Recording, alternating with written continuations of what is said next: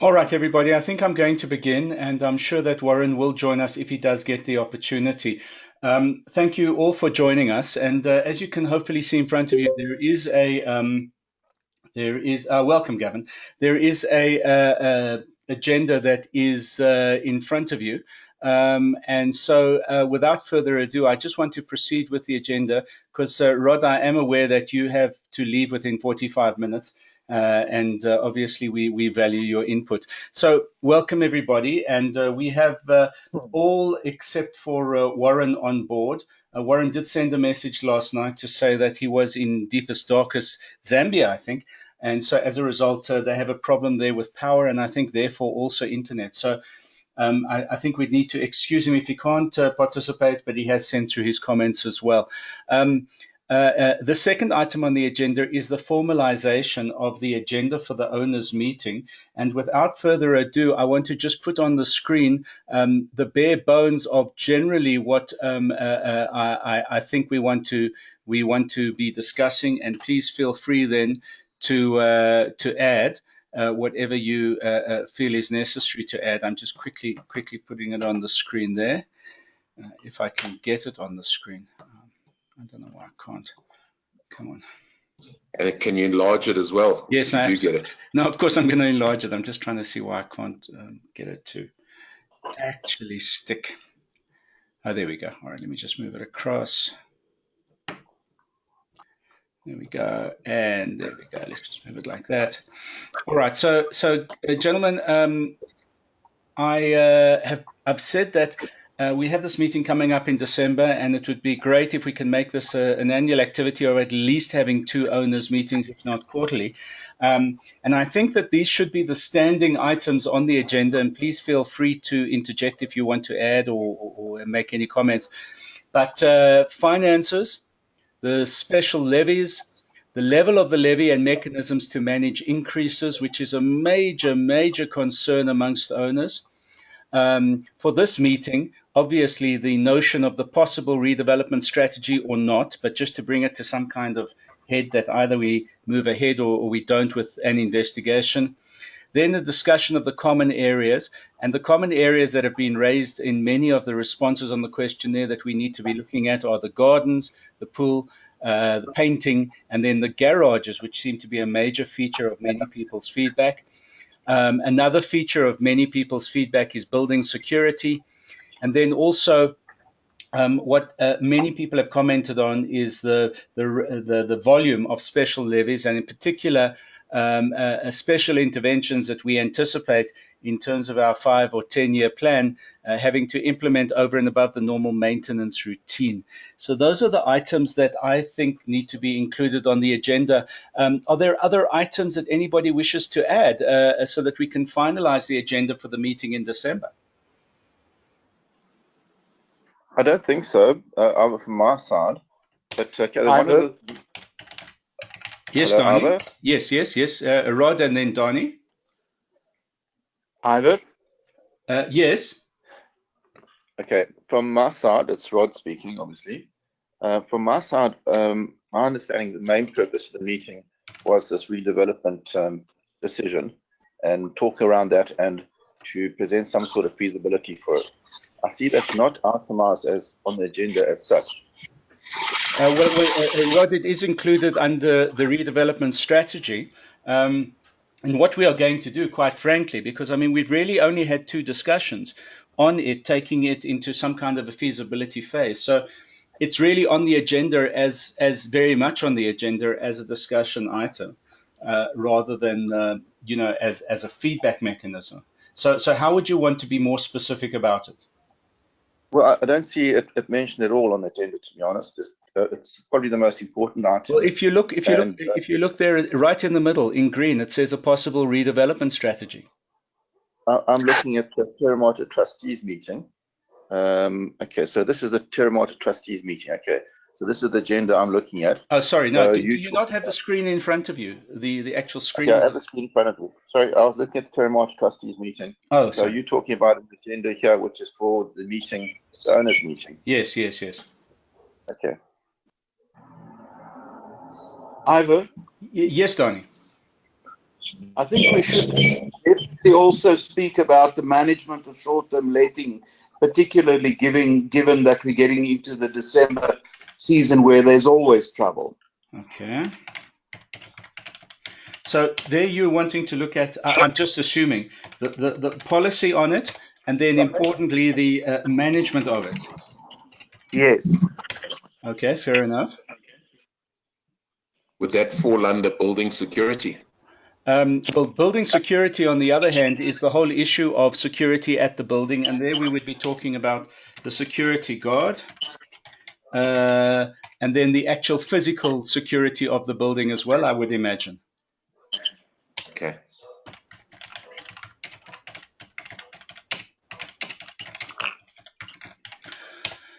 Rod, anything from your side that you'd want to be specific about on the agenda? I think that if you're covering all these, it'll be okay with me. Okay, fair. I have added, by the way, an issue that has been raised by one owner, and that is the whole issue of trustees, and specifically the election of trustees that they wanted added. So I've added that there as well. Just give me 1 second. I see Ronnie's on the phone. I think he's got a problem with the audio stream. Just give me a second, please. Hi, Ronald. Of course you can. I have posted it on WhatsApp. If you click on it on your phone on WhatsApp, it'll take you straight into it as well. Okay. Thanks, man. Right, guys, sorry about that. So let's continue then. So this is then the agenda. And again, Donnie, thank you so much for making Fluxmans available for us to have the meeting. And Steve has confirmed that we can then have the meeting for the KZN grouping as well in his office. And we will be linked up via GoToMeeting so that there is absolute parity and everyone can hear and everyone can participate as best we can. I'm going to ask Rod if it's possible for the KZN group, if one person, either yourself or Warren, can take charge of the KZN meeting so that for comments, etc., to make sure that it's managed and that everyone gets an opportunity to make their point from KZN like we do from Gauteng. Okay, I'll chat to Warren about that. Does the Resco venue have some sort of screen? I don't know how many people would be there. I think probably very few, judging from the numbers that came to the Joburg meeting 6 months ago. So I could just take a laptop if we were to discuss anything which needed to be shown, and perhaps from your side as well. I presume you could be able to do the same thing up there. I'm thinking about some sort of feasibility, of course, yes, that I was charged to put together. Okay, thank you. On these. I think that's important. Let's just do here as well. I'm just going to add here under the redevelopment discussion. I'm going to put here a presentation on feasibility. You did it on the second project, didn't you? Correct. Of the partial redevelopment. Yes. Okay, now I'll definitely add that on there. Thank you for that. And I'll make sure that between Steve and myself, we organize that there is a screen for you to be able to do what you need to do. I think you still need your laptop, but I know that he'll do as much as he can to make it available.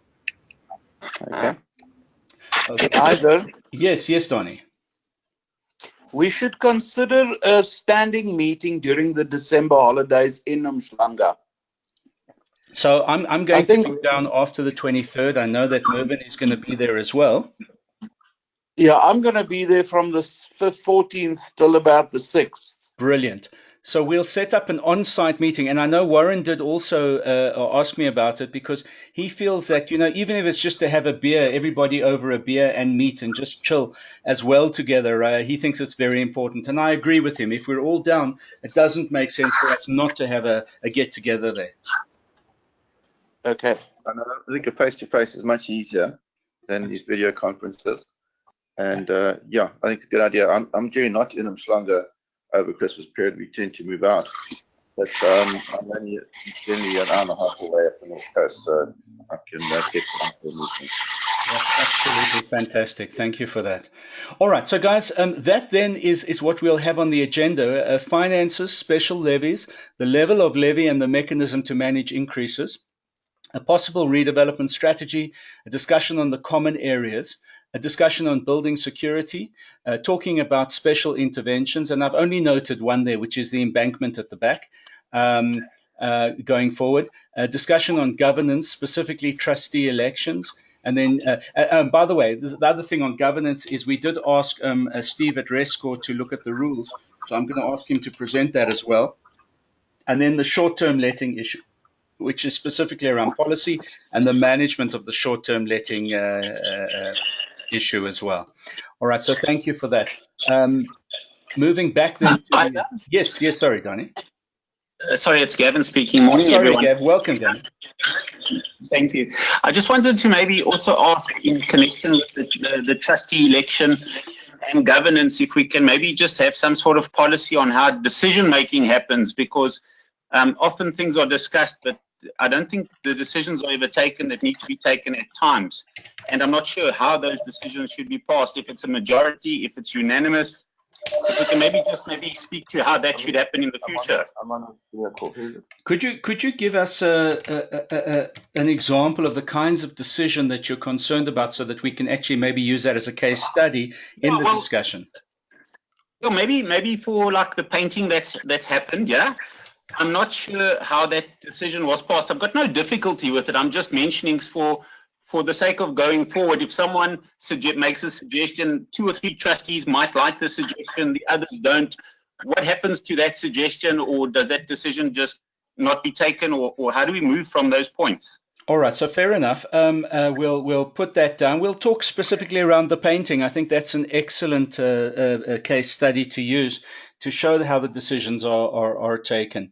But maybe just very briefly, Mervyn, you want to talk about how we made a decision around the painting?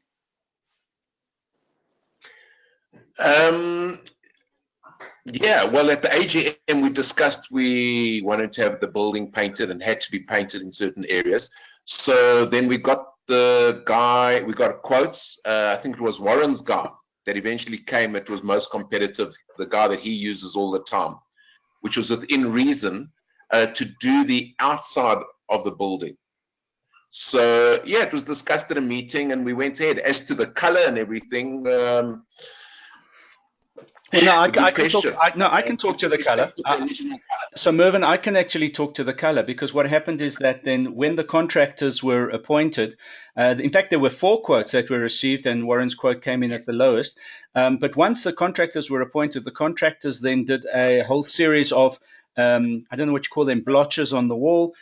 We took photos of those blotches. We distributed the blotches to the owners, in fact, and everyone then agreed, or rather the people who did comment agreed on the grey or the color that we actually have gone with at the end of the day. So it was a relatively open process. Can it be refined? Gavin, I think it can always be refined, obviously. So we look forward to then recommendations in that regard. But that's basically how the painting was commissioned at that stage. I can ask a further question on the painting. Yes, right. We're talking about painting the exterior of the building. Just the exterior. There was a special levy raised for painting. So you're saying that the levy was specific to the exterior, because my understanding that not all the money in that levy raised for painting was spent, and the only corridors which have been painted are through Warren's son, Carl himself, who has taken upon himself to paint the top corridors. And I don't understand why, with the money still available in that fund, that money has not been utilized to paint the other internal corridors at the other levels. Ida, can you tell me, how was the decision come to over the balustrades? I wasn't there. I saw the beginning. That to me is a very big concern going forward. So the proposal that was eventually accepted was a proposal that included the painting of the balustrades, painting of the outside of the building, I think it was also the painting of the columns internally, but not the passages internally. And it came in at far, what's the word I'm looking for? Not cheaper, but far more competitive than any of the other quotes. That's the quote that was actually accepted at the end of the day. I'm just quickly pulling up another document that was distributed, guys, and that's this document over here, which I hope you can all see on the screen, and I'll just enlarge it for you. But this was the document relating to the actual special levy budget. And I just want to quickly see if I can find the discussion around painting. This is what was produced for us, by the way, by Rescore. Once we asked them just to consolidate all of the levy information that they have. Mervyn, which one does the paint? Oh, here we go. Special project painting. There you go. So the actual spend on special project painting was 118,775 in 2019. In 2018, it was 296,373. So therefore, in total on that budget, the actual spend was 148.92. Mervyn, am I right in, if I look at this, am I right in saying that the special levies, the bank embankment and renovations, is a consolidated budget of 281,000 in 2019, an additional 156,000 in 2018, which tells you that there was a levy amount there that was collected of 437,501, and an expenditure of 439,108. No, that's the variant. Okay, so just explain to me. 876, the amount next to it. So the 876,609. So in other words, that we overspent by 439,000. Is that what you're saying?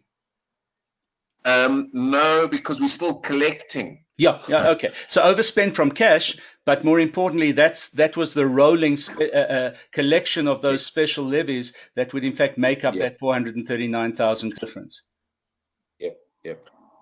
So guys, if you look here, you'll see the special project lift, bank embankment, front facade, painting, lighting, staff accommodation, the baby pool, the landscaping, the waterproofing of the gutters.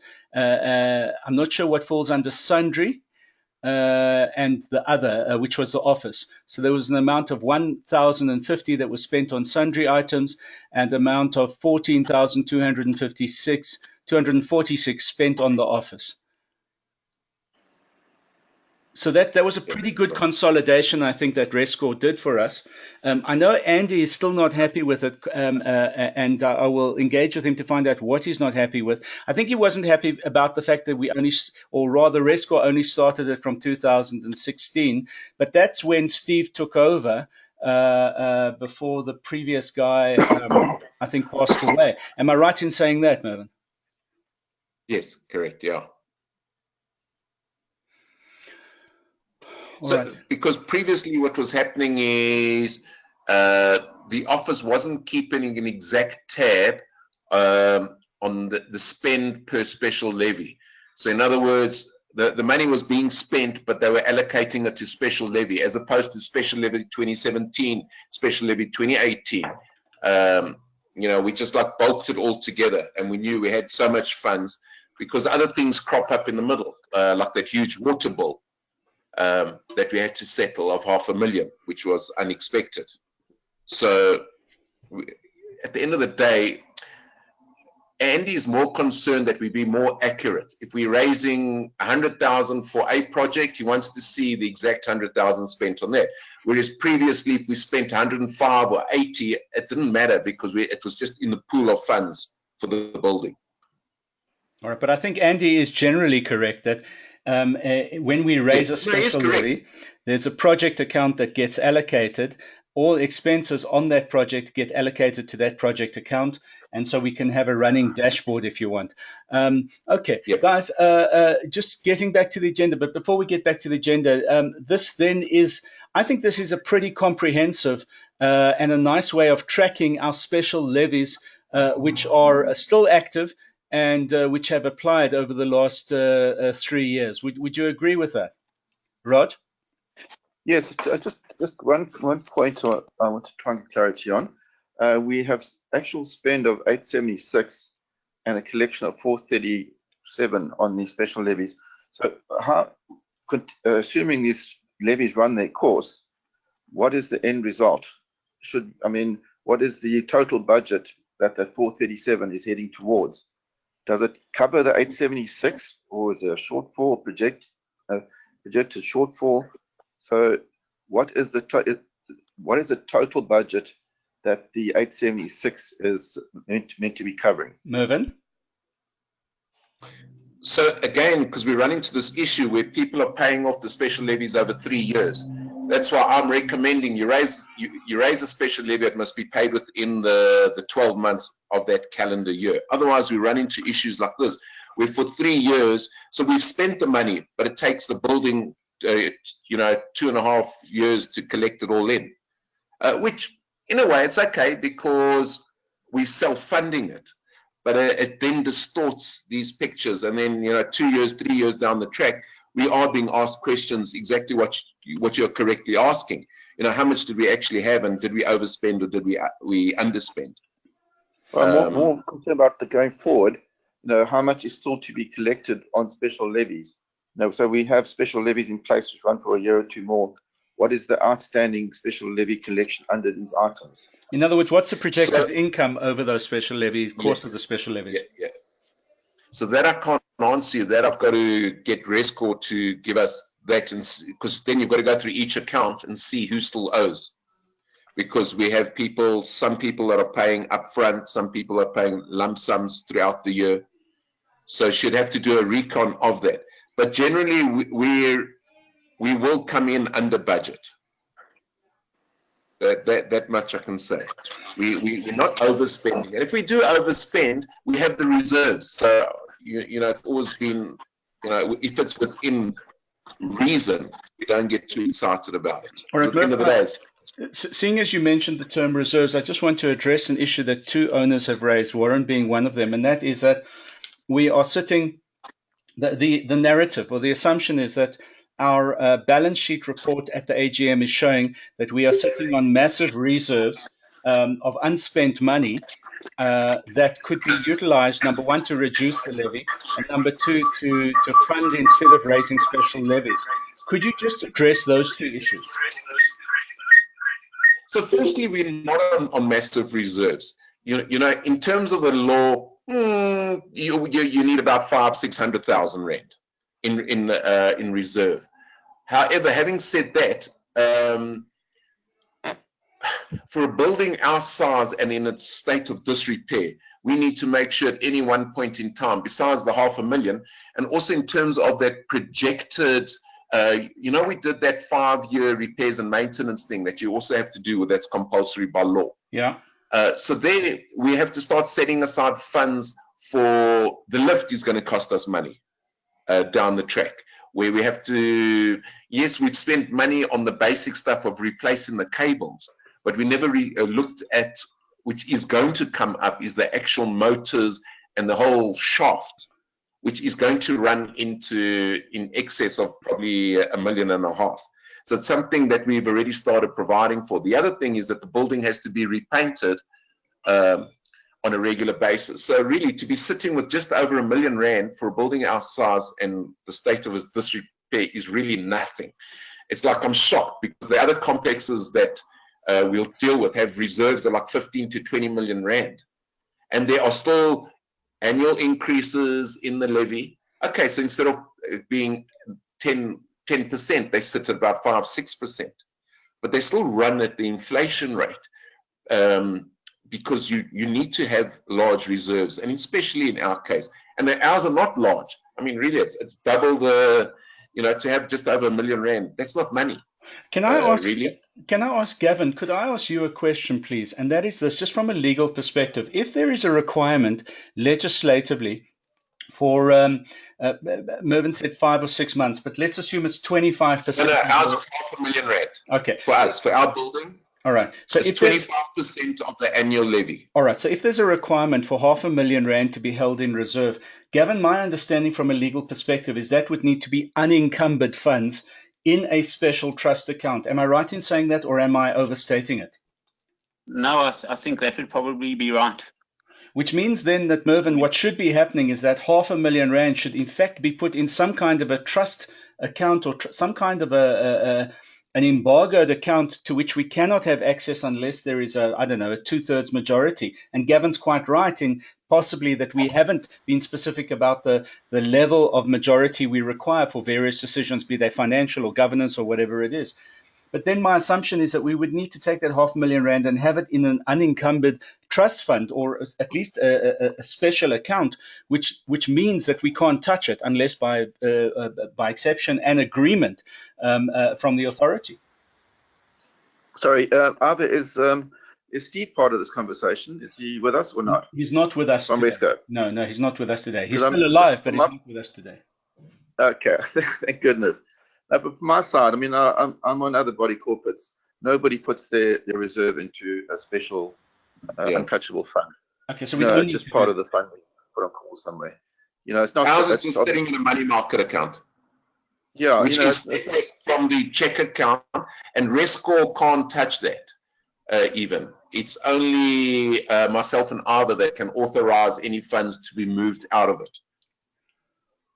okay, so just to go back to the first thing, I think the most important thing is that it'd be it's actually essential to know in terms of the special levy collection, how much is still to be collected to cover these items, because there might even be a surplus in that amount.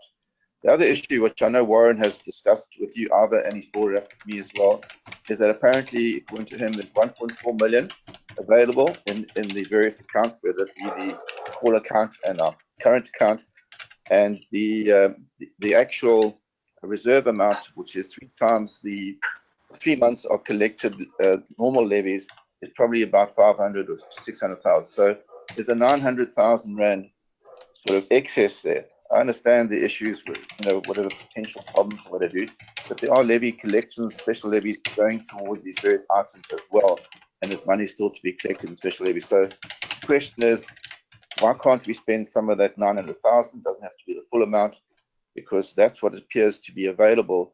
Plus, there's still the future collection of levies, which I think would be pretty essential to know about, so we can actually balance the books properly.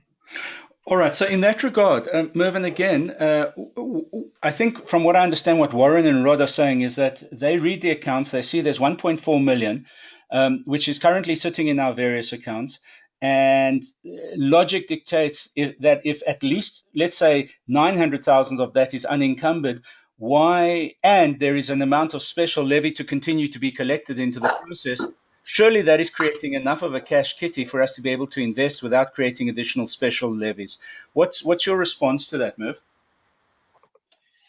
Bad idea. You're leaving the building with R500,000, and in terms of that 5-year maintenance project, we'll use it up, and then if the lift needs, and that lift is old, suddenly we need a bar and a half, then we'll go out and do a special levy where you don't have much of a choice. It just leaves the building very vulnerable. I mean, a building our size, we need to have in excess of R1 million just sitting there, because we know we have floods. We have all these unexpected things. I'm saying, okay, it's not a problem. We can go now and we can fund the back embankment without a special levy. I ran the numbers, so we'll run 2020 at about a 300,000 to 400,000 rand loss for the year. So that takes into account that we're collecting normal levies with our 8% increase, and comes end of the year, if we haven't had any exceptional items, we'll run the year at R500,000 rand loss, and that R500,000 rand basically will come out of the call account. So we like self-funded with levies to the tune of about 300, which is not bad. So we can do it, but I'm just very fearful of letting our money market account run below R1 million. It's just, I don't know, not a good idea to be sitting with R500,000 on a building our size and the age of our building. Oh, We can do it, but then we just run the risks all the time that there's not that cash in order. If something goes wrong with the building, we need to go and write out a check. We're not going to have that money. And you can't go into overdraft. The years previously when we inherited the building, they were illegally running into overdraft. There were no reserves whatsoever. I'm a little bit concerned that we can do it, and we can fund it. And I've looked going ahead of doing no more special levies on the event that there's nothing major left to be done. So we can run the building still making a small contribution to reserve funds on the basis that we run at an 8% increase per annum. Which raises just the other point between the trustees. The RESCO never implemented the 2019 8% increase, and we'll still come out okay, because we've got other funds coming in, as in the special levies, etc. So 2020 we're going to have an 8% increase. If we maintain this 8% and nothing goes wrong in the building, we're okay. And I'm saying I've set aside 700,000 now of the funds to go ahead with the embankment stabilization. So we can do it, but yeah, I'm just a little bit concerned that we drop below the 1 million.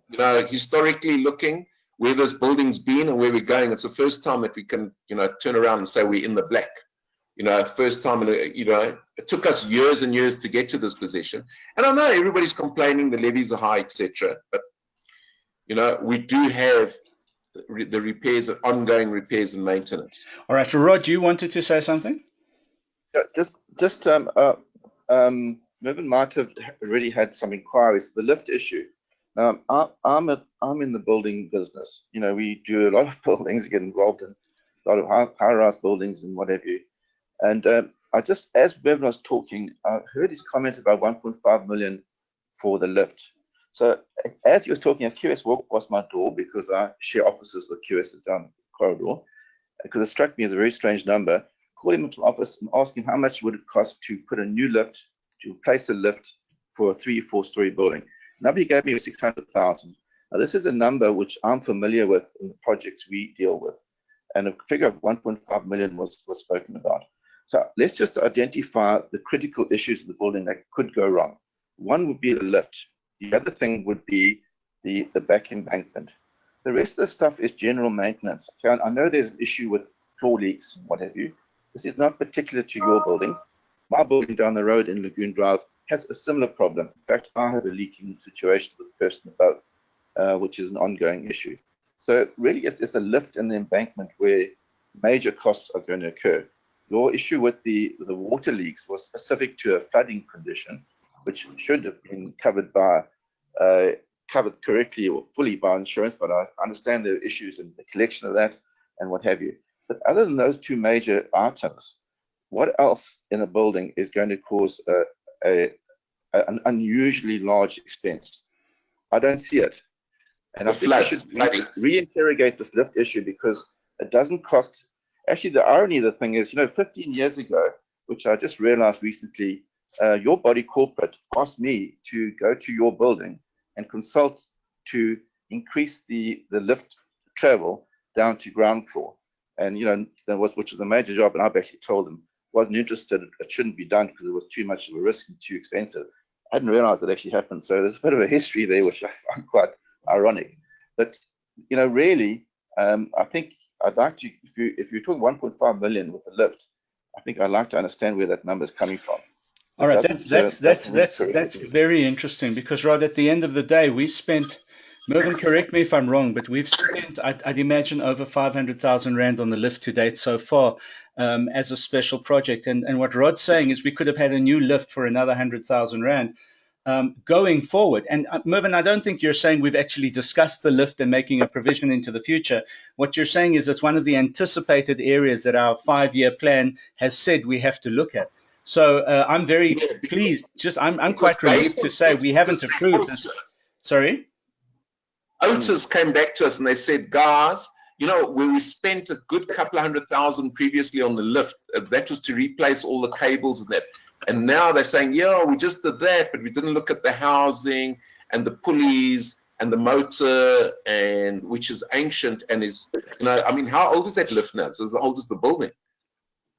And that, so yeah, I mean, I just guessed that figure because I remember it was astronomical amounts that Otis was quoting us. But yeah, look, I stand to be corrected.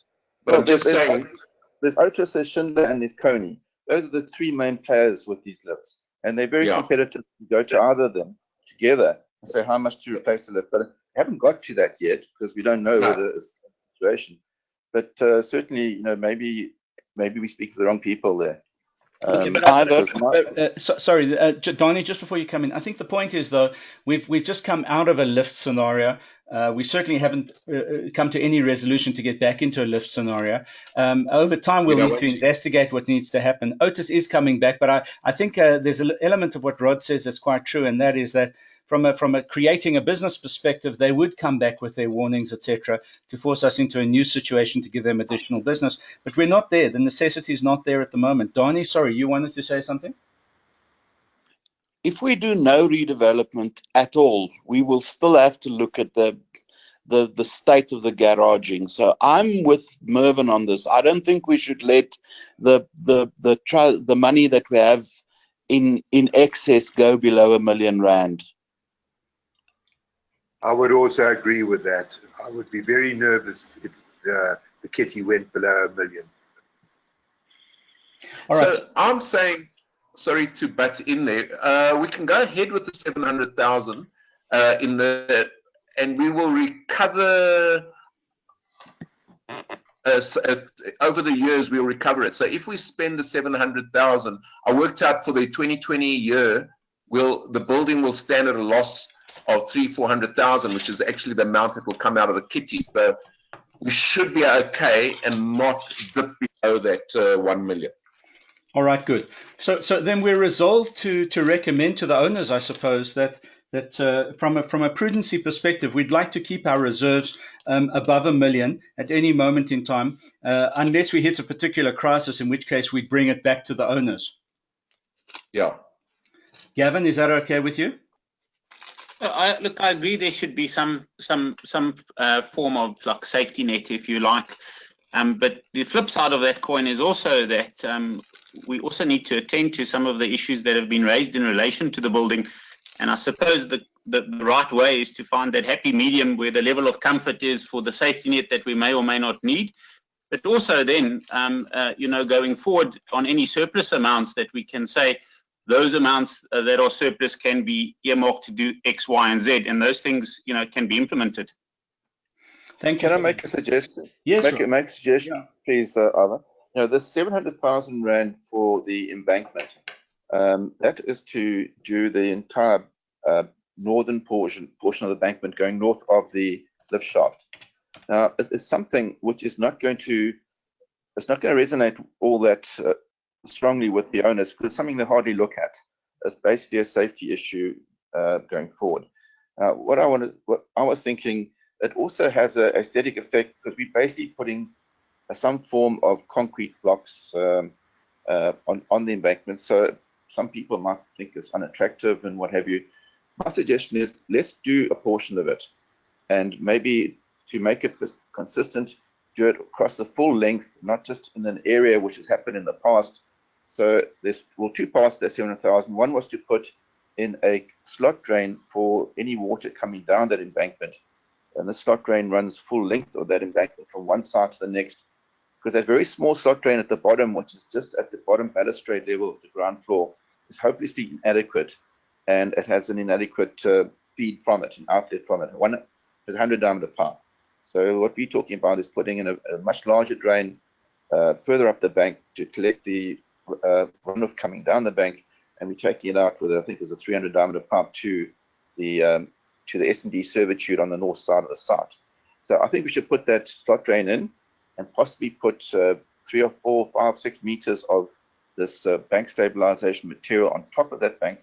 And then, because my thought is that now that we've had some rain, the bank seems to be fine in the water provisions, stormwater provisions in the road and Park Road seem to be working.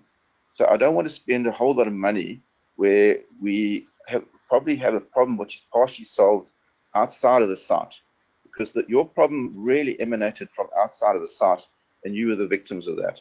So why don't we do, give me a number, let's call it 400,000, and I can do the slot drain for that, and we can do a little bit more. And then if that seems to work out fine, people are happy with it, spend some more additional money in the next year or whatever, because it'll be good to get the building, have people get some sort of comfort or see something done which is going to improve the appearance of the building and the whole image of the building. And I think just sorting out that back embankment, which is pretty much out of people's view, is not going to do that. And I think there's a pressing need to improve the corridors and various other things. You know, these covers on the ACs are decrepit. The lighting is decrepit. The corridors need to be painted. The garages, I think, is something which is a special levy, because I think they should all the garages should be consistent in the appearance and what have you. And I think that should really be a levy collection item, because it is an improvement to. It's not basically a maintenance issue. It's a kind of a rebuild or a refit of those garages and what have you. So, you know, I think that's something separate. But I think that we should spend some money, and I think a couple $100,000 on just improving the appearance of the corridors and the common areas. So I'm suggesting we limit the spend on the embankment at this stage. All right. So gentlemen, the proposal then is that instead of spending the full 700,000 on the embankment at this stage, that we take the first 400 of that 700,000. We do it on the essentials, which is the drainage system, and as Rod says, some of the aesthetics of the back embankment, and we review it at that stage so that we spread that 700 at its most over a 2-year period, 2020, 2021, but potentially we might not have to incur the 2021 expenses, and that instead then, because we've reduced from 700,000 down to 400,000. We look at then spending that additional 300,000 that we're saving on some of the common areas which are more visible to owners and to guests, etc., which includes the corridors and includes the garages. What is your thinking in that regard as a collective? I would agree wholeheartedly with that. I've been very reluctant to spend the kind of money we're talking about on the embankment. Just take into account, I'm not sure, and that's why I think I would like to be there. I don't think it's going to, this back embankment's going to start this year, considering that there's less than 2.5 weeks left to this production year. Okay, or building, whatever it is. Most factories, builders, everything closed by Friday the 13th of December. So we're looking at less than like 2-3 weeks. I don't think it's going to start.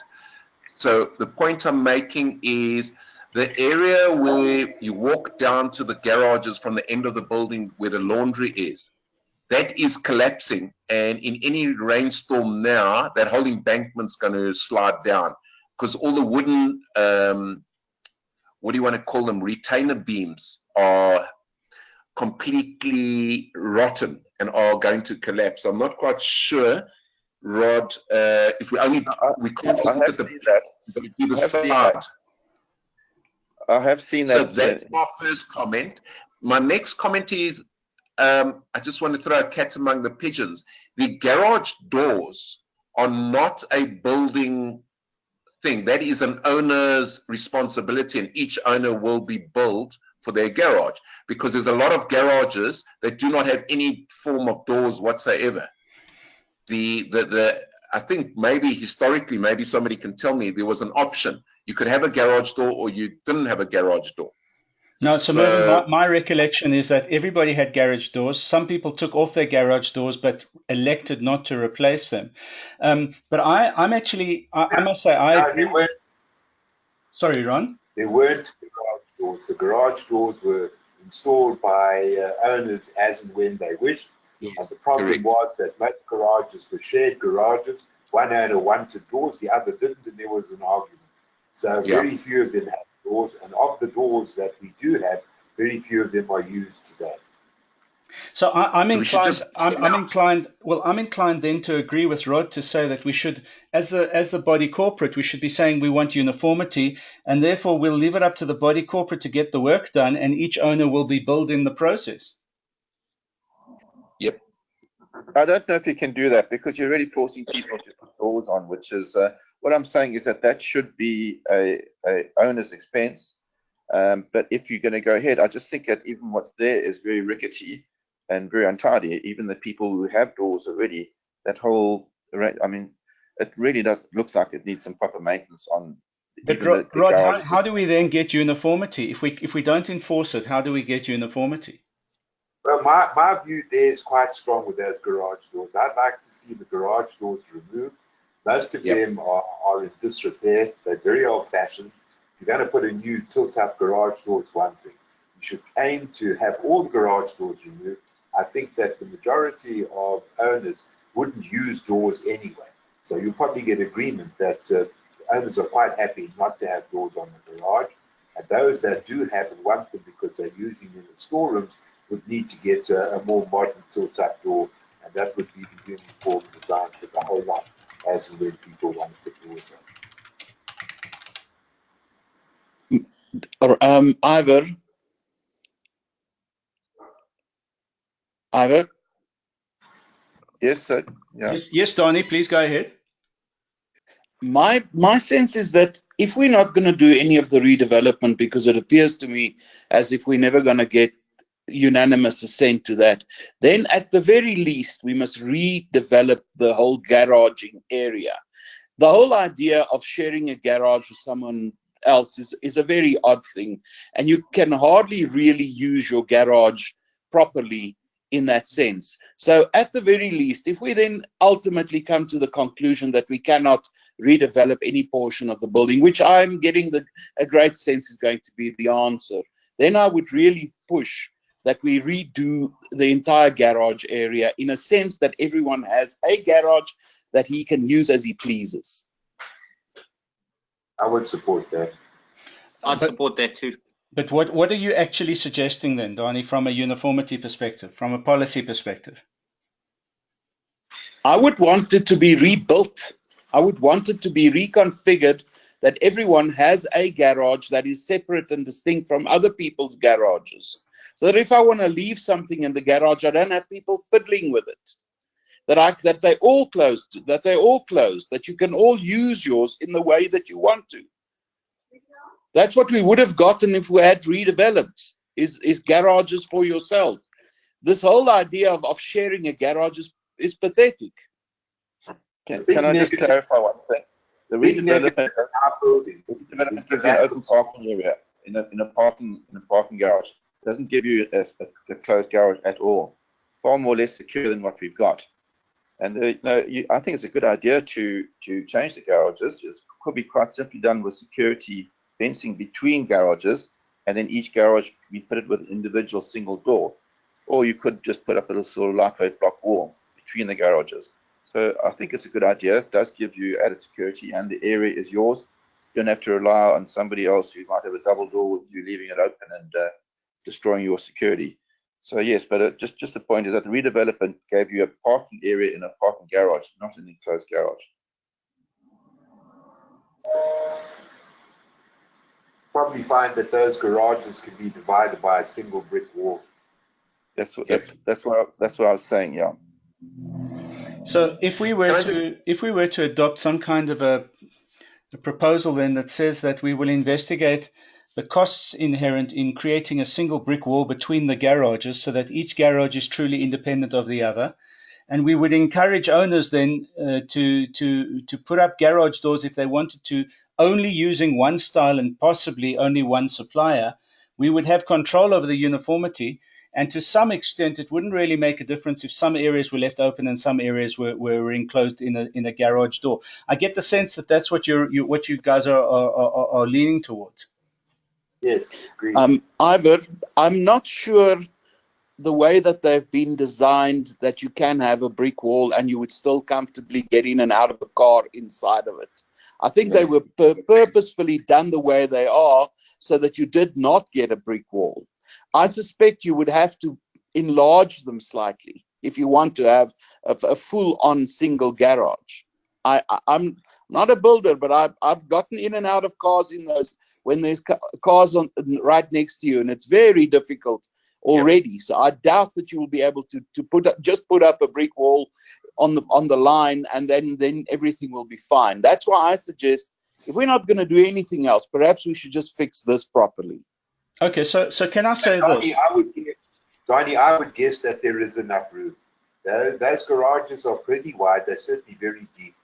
And obviously we need to investigate it. But I would bet on the side of suggesting that a single brick wall there would still give you enough room. Obviously, you're not going to be able to drive your 4x4 there and open the door full on either side. But there would be sufficient access. Can I just say this? I think there are a couple of issues here. The first issue is this, Donnie. The issue of the redevelopment hasn't been exhausted. It's not something that has just been abandoned because there is, opposition from particular quarters to it. The fact is that I imagine we've just embarked on discussing a long-term strategy based on the very limited number of units in the building. So that's the first thing I wanted to say, that I don't see it having been abandoned. We certainly made no motion to abandon it. It's something that the owners generally have to agree on. Do we think there's merit in at least examining it? That's the first issue. The second issue is potentially what I'm hearing is, if we do decide to abandon redevelopment, there is a potential to discuss actually completely knocking down and reconfiguring the garages in such a way that maybe we can get more utilization, more sense out of it. That's certainly what I'm hearing being discussed today. Now, the third option then is simply to take what we've got and aesthetically put a wall between them and put doors up where owners want to put doors up. But those three options, I think, are not mutually exclusive options. And therefore, I think we need to be very, very careful about just assuming that things like the redevelopment is just off the table because it's become a problematic issue. I would like to say, with those garages, I'm not too keen on redeveloping them, because I'm saying, as a compromise with the people that don't want to do any redevelopment, is that we redevelop the garages and add on, like we had right in one of our original plans, is to develop that whole area and to put up maybe 10 units there. And I'm saying those that don't want to redevelop, stay in the main building. Those that are pro-development, get rid of their units and invest in the front and run that as a brand new section.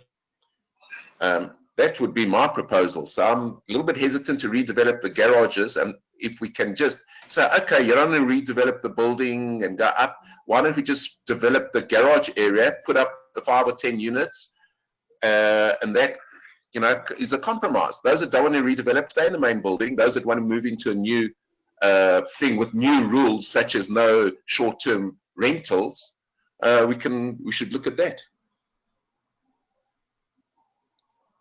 Well, that's pretty much the option 2 of the development scheme, which involves 9 units in the front, and I think it's 7 units on the side of the building. It's 9 and 8 units, total of 17 units. Yeah. So that is the second option. I'm saying that's a great option. Then those that don't want don't want to lose the use of their apartments, etc., they might lose use of the garages, but that's about it. But what you're losing sight of is that there's going to be an excavation 6 or 7 meters deep across the full frontage of the site, which will be there for a year, which make the building unusable over that period. So it affects everybody. The other point is we open up the back as a main entrance. Well, there's no parking on site then during construction. The other point is, if you're going to be utilizing common property that belongs to all the owners, you're going to need their buy-in on that respect anyway, to alienate that common property. Yes. But they still retain use of their units, and that's the critical thing. You own the unit and an undivided share in the common property, so you're still going to need the owner's consent to alienate any part of the 100%. Common property. I think we all know that, and we all agree on that part. But what I'm saying is, if you can't have a situation where you have owners who don't want to and owners who do. You can't have owners who do. You can't have a 50-50 situation because it affects the common property. Yes, but I'm saying buy-in from the majority might be easier this way. Mervyn, as I understand it, you need unanimous assent for this. If you need unanimous assent, I can tell you now that the people next door to me who live for 10 months of the year in France will never say yes. They've already told me they're never going to say yes. I think we may be expending energy on something that is never going to happen. So we must rather then focus our attentions on really making a difference. Yep. I kind of tend to agree with you. All right, guys, look, It it really doesn't sound like we're going to resolve anything in the short term here. So I think let's just see what we still have to discuss in the on the agenda, and maybe come back to this as a general discussion, because I'd imagine what we want to do is have a trustee meeting at the beginning of February to take what comes up from the owners meeting in December, and importantly what comes out of today's meeting as well forward. If we look at item 4 on the agenda, the policy on election of trustees and office bearers, we've dealt with. Board of Trustees, frequency of meetings range. We've said that the trustees hopefully will be able to meet quarterly. The building owners twice a year, but if necessary, we can call another meeting. As far as the item C is concerned, this is an item that we've sort of thrown around regularly at a number of AGMs. At least the 3 AGMs I can remember discussing this issue at, and that is the fact that we have to make some kind of a contingency plan now for the likelihood that we're going in the short term, being a year to 2 years, to have to replace Paddy. We have looked at some CVs that were very kindly got for us by Rescore, which proved highly unsatisfactory. And I just like an indication from you guys as to how you think we should go about beginning to recruit either one person or a couple to replace Paddy, whether it's at the end of 2020 or at the end of 2021, but so that we manage the risk of losing Paddy, if I can put it that way. Does Paddy know that his job is on the line and that we are looking at options to replace it? Does he know this? So I've had a number of discussions with Paddy, not recently, but certainly in the course of the last year. And we did discuss the fact that, that there is a retirement plan in place to replace him. He is obviously way over the age of retirement as it is. We are looking at him on a year-by-year basis at this moment in time in confirming his employment at the building. But in reality, I think we would not be doing our job as trustees if we didn't respond to what a number of owners are talking about in terms of Paddy, in terms of his ability to interact with them, in terms of his ability to interact with crises that evolve from time to time. I think the reality is, on the one hand, we are trying to manage his expectations in terms of his job. But on the other hand, I think that we need to manage for our building risk as well. I don't know. I'd like to get your advice on this. Party to our plans. We need to make a change. Ivor, just in my recent interactions with the debacle of 405 above my head with Paddy, it's become quite apparent to me that I think he's become too old for this job. It's very sad because he's really been great. He's been the best we've had for quite some time, but he can't cope with it anymore. He really just cannot. I tend to agree with Donnie. I would agree with you, gentlemen. It's very hard to even have a conversation with him with his hearing problems. And in fact, I might know somebody who might be interested. He's a guy who was ex-UIP chap in charge of security on Chongos beachfront. Very handy guy. It's an old friend of mine who actually lives in Park Drive or whatever, just behind in the block of flats. And he was talking about wanting to sort of get a supervisory position somewhere in Umhlanga. And he'd be the perfect candidate. I think if you all met him, you'd probably agree with me. But I haven't spoken to him about it for a while. I haven't mentioned Terra Mare to him. But he is a potential one, and I think he'd be very good at the job, being a very handy guy. and a very good organizer and supervisor of people.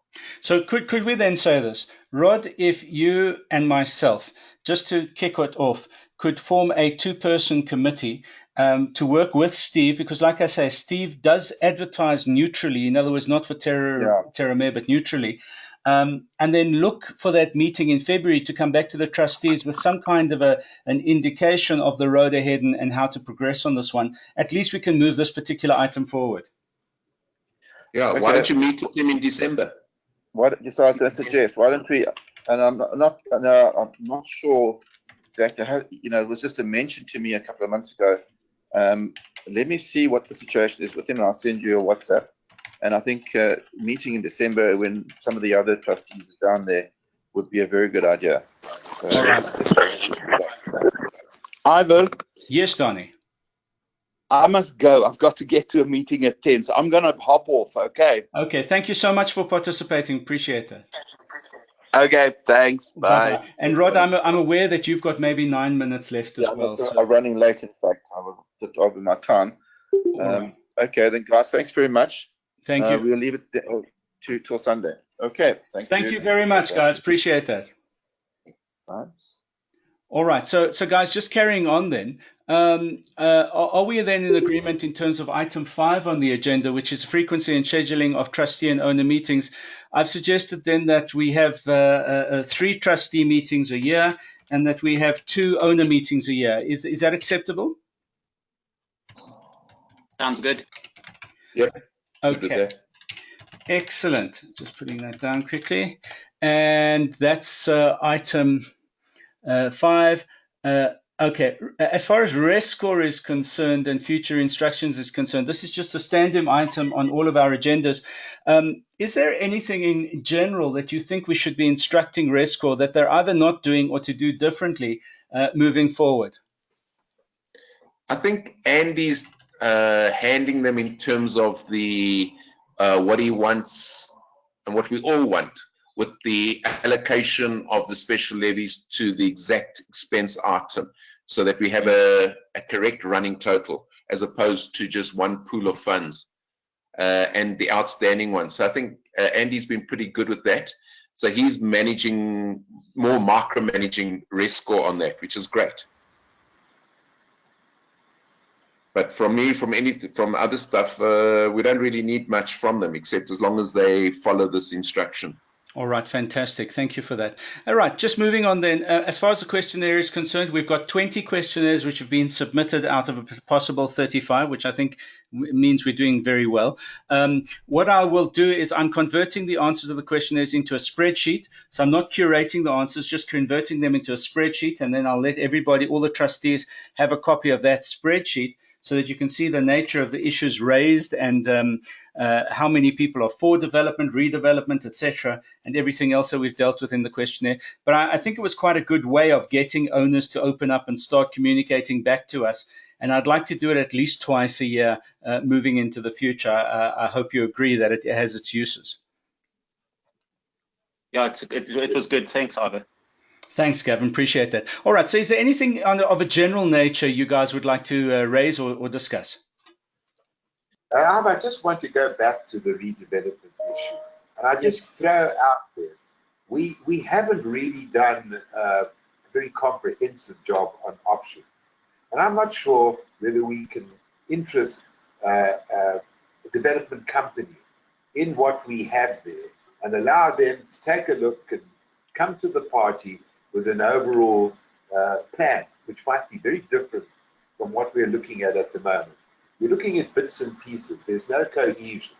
There may be people out there who are prepared to come along, take a look at it and say, right, we're looking at this as a major development, but these are the options.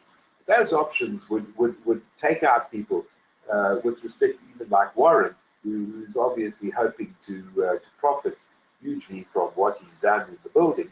But obviously his interests have to be taken into consideration. But there would be a fund. People could be bought out. The people that live in France might be made a handsome offer for their unit. I don't know, but I'm saying that we're sitting on a valuable piece of ground and we should be out there talking. We don't get out enough amongst those guys that spend the big bucks on the development of sites like ours. That's just a continuing thought of mine. We haven't fully explored the options. So I would actually agree with you. I think that the company, so we've got two companies working with us at the moment. The one is the company that does the proposal, and the other is the company that does the financial modeling. Remembering that we actually asked the company that did the proposal to change their proposal to a partial development plan at the behest of some of the owners at the first AGM, 2 AGMs ago.